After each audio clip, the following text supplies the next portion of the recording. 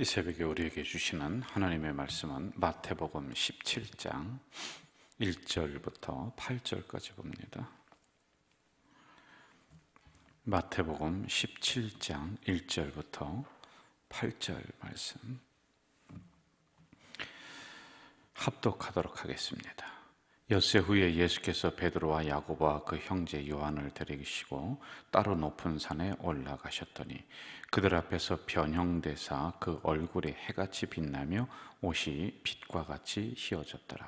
그때 모세와 엘리야가 예수와 더불어 말하는 것이 그들에게 보이거늘 베드로가 예수께 여쭈어 이르되 주여 우리가 여기 있는 것이 좋사오니 만일 주께서 원하시면 내가 여기서 초막 셋을 짓되 하나는 주님을 위하여 하나는 모세를 위하여 하나는 엘리야를 위하여 하리이다.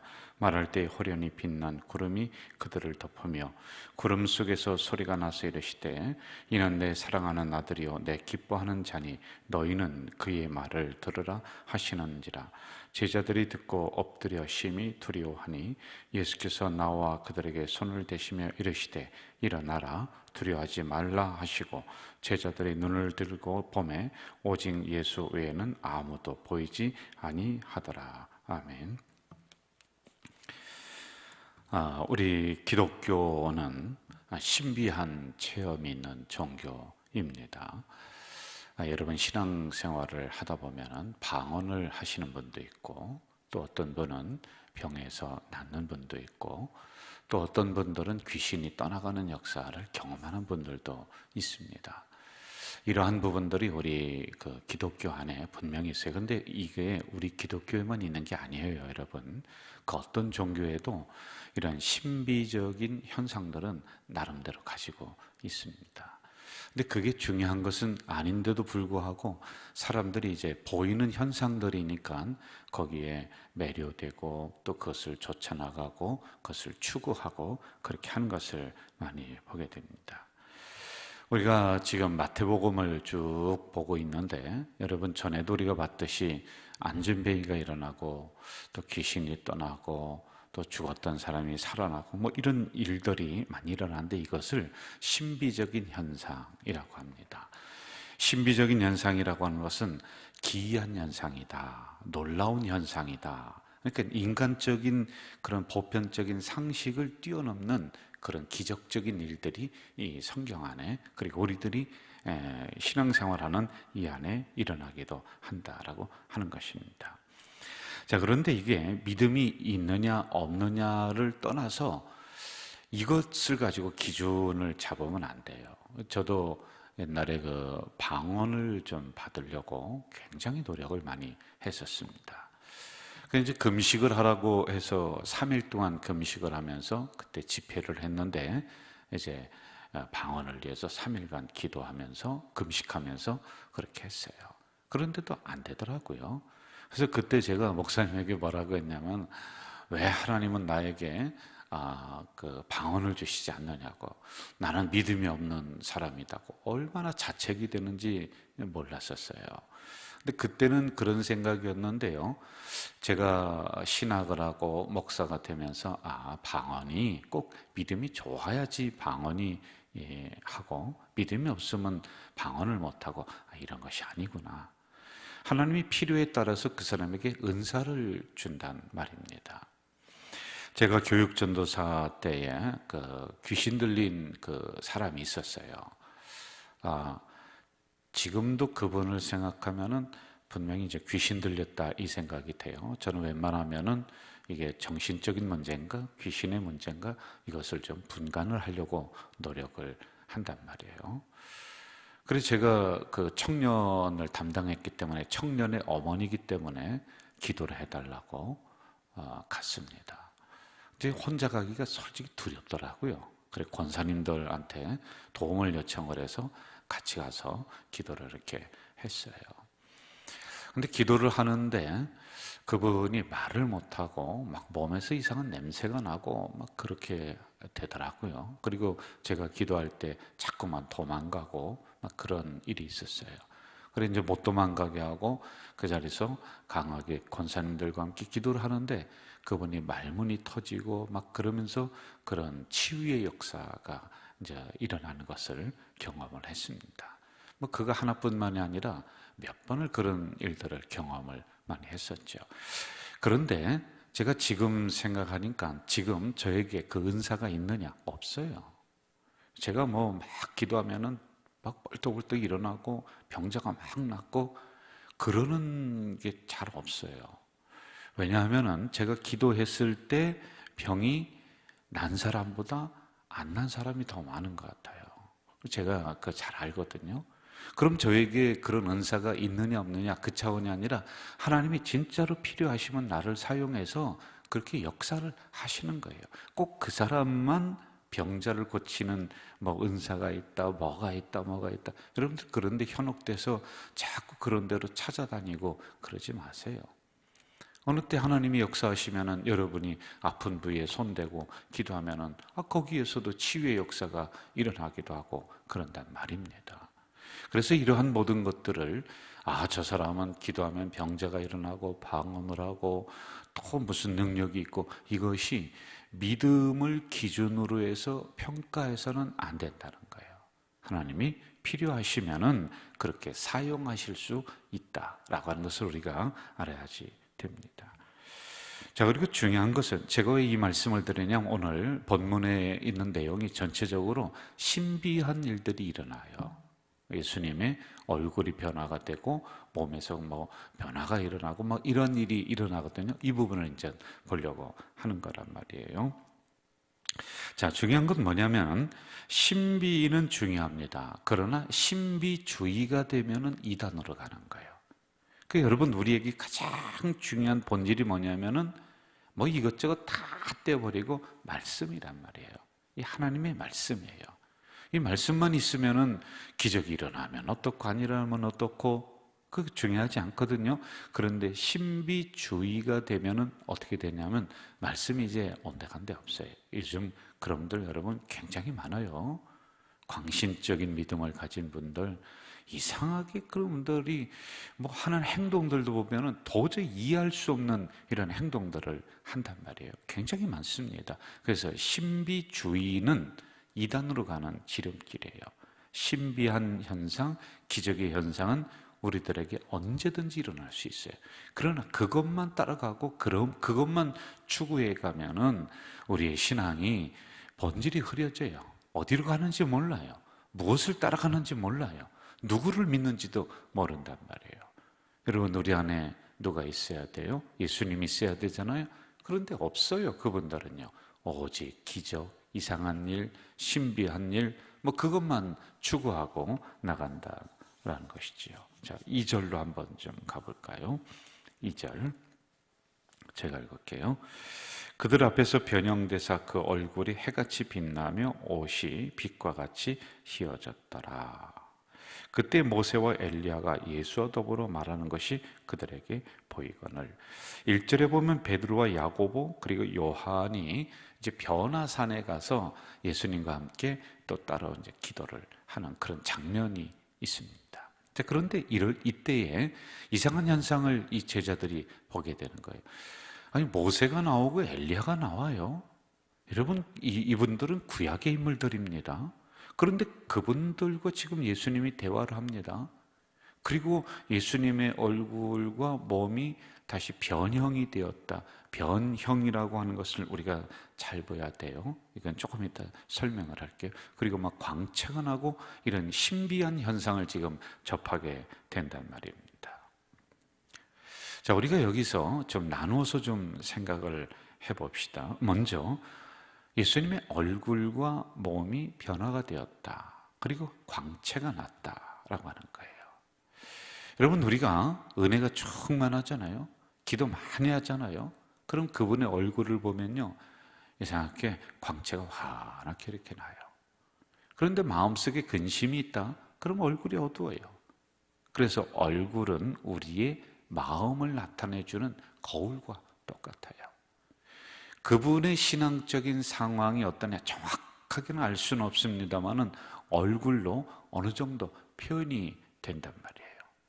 40이 넘으면서 자기 얼굴에 책임을 져야 된다는 말은 우리가 잘 받아들여야 돼요. 이걸 잘 생각하며 가야 돼요. 그러니까 얼굴을 잘 가꾸라는 게 아니에요. 여러분, 내 마음 씀씀이를 곱게 가지라는 거예요. 이건 세상에서도 얘기하는 겁니다. 그래서 우리가 하나님의 말씀을 추구하고 그 말씀을 실천하고 그리고 그 말씀대로 살려고 노력하다 보면은 내 마음이 그렇게 변화가 돼요. 그러면 이것이 이렇게 얼굴로 나타나요. 얼굴로요, 여러분. 그래서 얼굴에서 어느 분은 광채가 나고 얼굴이 온유하게 보여지고 얼굴이 환하게 보여져요. 그런데 어떤 분은요, 가면 갈수록 교회 다닌다라고 하는 분인데도 얼굴이 표독스러워져요. 잘생겼냐 못생겼냐가 아니라고 했습니다. 여러분, 얼굴에서 이상하게 좀 무서운 기가 난단 말입니다. 이것은 자기의 신앙 상태를, 내 마음의 상태를 한번 점검해 봐야지만이 된다는 거예요.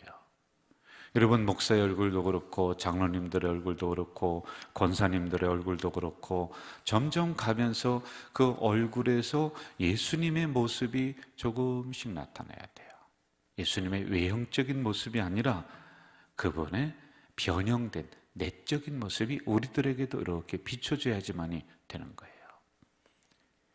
이제 모세가 십계명을 받기 위해서 시내산에 올라갑니다. 그리고 그 십계명을 받고 내려옵니다.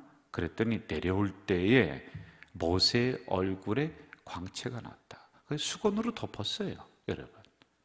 은혜가 충만했다는 거예요. 하나님과 대화하면서 이 십계명을 이제 하나님으로부터 받았을 때의 그의 영적인 상태는 충만합니다. 그러니 그것이 외적으로도 표현이 된다라고 하는 것이에요. 그리고 두 번째 우리가 나눠서 보자고 그랬어요. 여기서 보면 모세가 나오고 엘리야가 나와서 예수님과 대화를 하고 있습니다. 그런데 이러한 부분이 뭐 죽었던 사람이 살아난다 그런 것이 아니죠. 어떤 계시적인 사건으로 이 부분을 봐야지만이 돼요. 여러분, 우리 기독교는 계시적인 종교예요. 계시는 숨었던 것을 알려주는 거예요. 감추었던 것을 보여주는 게 계시라고 이야기를 하는 거란 말이에요. 이것도 신비한 일이에요. 여러분, 저도 우리 가자 제일교회 와서 꿈을 통해서 계시를 받은 적이 제가 몇 번 있다고 했습니다. 그런데 꿈도 가끔 그렇게 하는 거지 무슨 날마다 꿈을 통해서 하나님이 말씀하시고 그거 아니에요, 여러분. 근데 제가 그 부분을 이제 여러분에게 간증을 드렸습니다. 이 꿈을 통해서 앞에 감추어졌던 것을 우리 공동체에 관한 거예요. 저에 관한 게 아니에요. 우리 교회에 대한 부분을 하나님이 이렇게 열어서 보여준 적이 있어요. 그걸 간증을 해드렸어요. 바로 이러한 부분들이란 말입니다. 자, 여기에 대한 내용은 무엇인지 잘 몰라요. 그래서 세 번째, 이것을 보면서 제자들이 어떻게 생각했느냐? 야, 놀라운 일이다. 야, 신비한 일이다. 그래야며 여기가 좋사오니 누가복음에 가면 더 구체적으로 나옵니다. 우리가 내려가지 않겠습니다. 여기에서 집 짓고 여기서 살고 싶습니다. 은혜 받으면 그렇게 돼요. 그런데 뭐라고 합니까? 성경은 아니다. 여기서 살아가야 될 것이 아니라 다시 삶의 현장으로 내려가라. 거기서 받은 은혜를 가지고 어떻게 실천하며 살아가라. 이렇게 말씀을 하고 있단 말입니다. 자, 2절을 다시 한번 좀 봅시다. 그들 앞에서 변형대사 이렇게 나와요. 변형이라고 하는 것은 변하다 그리고 형상이라고 하는 뜻이 합쳐져서 변형되었다라고 풀 수가 있습니다. 다시 말하면 외관상의 변화를 말하는 것이 아니라 본질상의 변화를 의미하고 있는 것이에요. 그러니까 쉽게 얘기하면 예수님의 얼굴이 그리고 외형적인 모습이 잘생기게 변화되었다. 그것이 아니에요. 이 원어적인 뜻은 그 내면의 모습, 본질적인 모습, 이것이 변형되었다라고 하는 거예요. 이것은 우리에게 주는 메시지가 굉장히 강합니다. 이렇게 변형되는 것은 예수 믿으면서 반드시 우리가 해야 될 부분들이에요. 여러분, 우리의 내면이 변화돼야 돼요. 기도할 때 우리의 성격이 온화해져야 돼요. 우리의 교회도 내면이 부드러워져야 돼요. 그래야지만이 외형적으로 이 내면에 있는 것이 나타난단 말입니다. 그럼 어느 때 이런 일이 일어나느냐? 동일한 사건 누가복음 9장에서는 이렇게 말씀하세요. 기도하는 중에 변형되셨다 라고 말씀하세요. 여러분, 기도하는 중에 변형되는 거예요. 저는 우리 가자 공동체가 이러한 내부적인 것들이, 본질적인 것들이 변화되는 우리 공동체 그리고 교회 되기를 주 이름으로 축원합니다. 4절로 가보겠습니다. 4절. 베드로가 예수께 여쭈어 이르되 주여 우리가 여기 있는 것이 좋사오니 만일 주께서 원하시면 내가 여기 초막 셋을 짓되 하나는 주님을 위하여 하나는 모세를 위하여 하나는 엘리야를 위하여 하리이다. 이렇게 나옵니다. 자, 지금 베드로가 본질적인 모습을 깨닫지 못하고 이상한 소리를 하고 있는 것을 우리는 보게 됩니다. 지금 거룩한 모습으로 주님이 변화되는 순간, 떨림의 순간에 지금 베드로는 예수님은 보이지 않고 그가 지금 생각하는 것은 집을 짓는 거예요. 집을 짓고 여기서 안주하겠다라고 하는 겁니다. 여러분, 이 집이라고 하는 의미가 뭔지 아세요? 여기는 두 가지의 의미를 가지고 있어요. 우리가 모세를 위하여, 엘리야를 위하여, 주님을 위하여 집을 짓겠다라고 하는 것은 첫째로 변화하기 싫다, 안정을 추구하는 겁니다. 다시 저 삶의 현장에 내려가서 저들과 부닥치면서 살아가는 게 너무 싫어요. 그리고 또 헤쳐나가야 될 일이 너무 많아요. 그러니까 그냥 여기에 안주하겠다라고 하는 것입니다. 그런데 주님은 아니다. 여기 집을 짓는 것이 그것이 문제가 아니라 다시 삶의 현장으로 돌아가라, 이 말씀을 하고 있단 말이에요. 그리고 두 번째, 집은 재산 가치를 평가해 주는 게 바로 집이란 말입니다. 여러분, 기도해야 될 때 기도하지 않고 내가 변형될 때 변하지 않고 본질적인 모습이 바뀌어질 때 바뀌어지지 않으면은 우리에게 두 가지 현상이 일어나요. 그냥 이 자리에 안주하고 싶은 거예요. 그리고 물질만 보여지고 물질만 추구하는 신앙이 될 수밖에 없습니다. 자, 8절 한번 우리가 가봅시다. 8절 같이 읽어볼까요? 제자들이 눈을 들어 보매 오직 예수 외에는 아무도 보이지 아니하더라. 예수 외에는 아무도 보이지 않는다. 집도 지나갑니다. 모세도 지나가고 엘리야도 다 지나갑니다. 그런데 제자들에게 남는 것은 최종적으로 오직 예수다. 그럼 우리에게도 남는 게 뭐냐는 거예요. 마지막으로요. 여러분, 신비, 기적, 이건 다 지나가는 것들이에요. 그거 붙잡으면 안 돼. 그게 본질이 아닙니다. 모세, 엘리야 이런 계시적인 것도 다 지나가는 거예요. 집도 다 지나가는 거예요. 그런데 마지막으로 우리가 붙잡아야 될 게 누구냐? 바로 예수다. 오직 예수다. 이걸 우리에게 말씀해 주고 있단 말입니다. 저는 오늘 토요일 이 하루도 오직 주님으로 살아가는 우리 공동체 되시길 주 이름으로 축원합니다. 전능하신 아버지 하나님, 오늘도 신비한 현상을 이 본문을 통해 보여주고 있습니다. 그러나 그 모든 것들 다 지나가는 것들입니다. 오직 예수만, 오직 진리만, 오직 말씀만 붙잡고 살아가는 우리 공동체가 될 수 있도록 인도해 주시옵소서. 예수님의 이름으로 기도하옵나이다. 아멘. 하늘에 계신 우리 아버지, 아버지의 이름을 거룩하게 하시며 아버지의 나라가 오게 하시며 아버지의 뜻이 하늘에서와 같이 땅에서도 이루어지게 하소서. 오늘 우리에게 일용할 양식을 주시고 우리가 우리에게 잘못한 사람을 용서하여 준 것 같이 우리 죄를 용서하여 주시고 우리를 시험에 빠지지 않게 하시고 악에서 구하소서. 나라와 권능과 영광이 영원히 아버지의 것입니다. 아멘.